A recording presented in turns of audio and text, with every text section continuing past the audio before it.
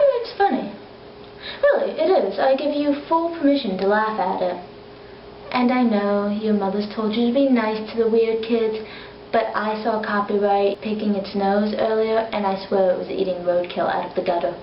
On a completely separate note, I'm a big fan of personification.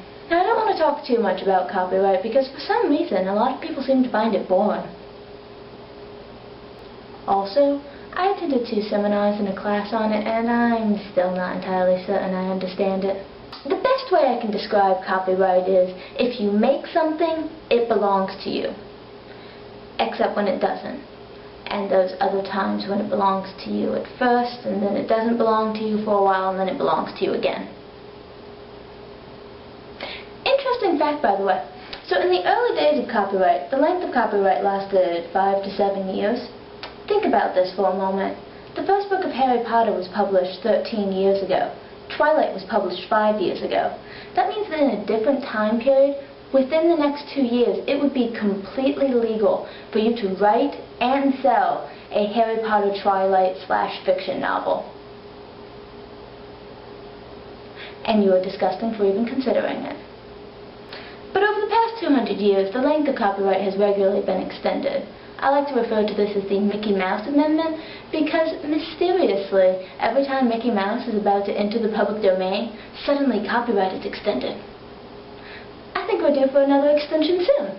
The main problem with copyright is that it's based on an extraordinarily physical system in which only a few people have the ability to copy anything. So, all we really need to do to fix copyright is destroy all electronics and institute a death sentence on anyone who tries to remake them. Maybe a tad bit overkill, and honestly, I don't know what I would do with my time if I didn't have the internet. Scary, really.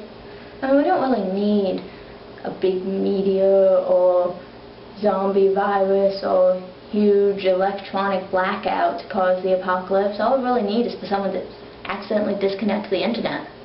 Half of people would starve to death because they wouldn't be able to think of a good reason to get out of bed, and the other half just wouldn't know how to make food or find a restaurant without Google to explain it to them. The much preached alternative to copyright is everything belongs to everyone, which kind of strikes me as even more ridiculous. If copyright is a 5-year-old eating roadkill out of the gutter, the absolute lack of copyright is a 40-year-old eating roadkill out of the gutter. Don't get me wrong, I like free stuff. I like free stuff a lot. But as much as I enjoy writing and sharing my writing with people, I also think that I would really enjoy being paid for my writing. And I think that a lot of other people would too. I mean, do you really think that J.K. Rowling would have written 7 Harry Potter books for millions of fans while on welfare just for the joy of it? And books are actually one of the cheapest forms of entertainment to create. Millions of dollars go into producing TV shows, video games, movies. I think that if people stop getting paid for producing entertainment, we'll stop having high-quality entertainment. I have a lot more I could say on the subject, but I promise to keep it short. Also, I turned off the air conditioning and on some awfully bright lights in order to film this, and it's really rather hot in here. Feel free to share your opinions in the comments. I'd be happy to start a discussion. You know, assuming there's anyone out there. A good marketer would classify eating roadkill out of the gutter as being environmentally friendly and keeping a small carbon footprint.